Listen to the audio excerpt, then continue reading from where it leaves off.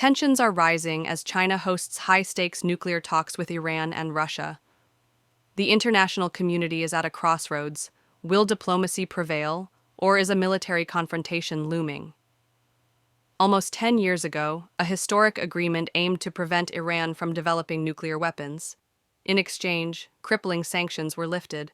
But when former U.S. President Donald Trump pulled out of the deal in 2018 and reinstated sanctions, Iran gradually abandoned its commitments, ramping up uranium enrichment to near weapons-grade levels. Now, Iran is closer than ever to nuclear weapons capability. The question remains, what will happen next?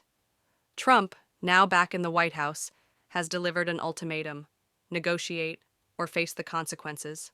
A letter sent via the UAE to Tehran remains undisclosed, but his warning was clear. Iran's response? A defiant rejection of U.S. pressure.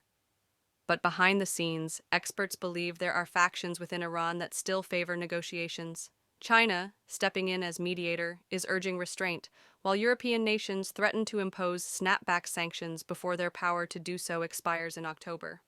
The International Atomic Energy Agency warns Iran's nuclear stockpile is growing at an alarming rate. And with Iran removing surveillance equipment, the world has little insight into its true nuclear intentions.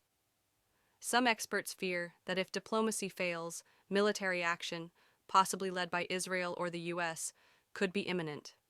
Others believe Iran is using its nuclear progress as leverage for negotiations. The stakes couldn't be higher.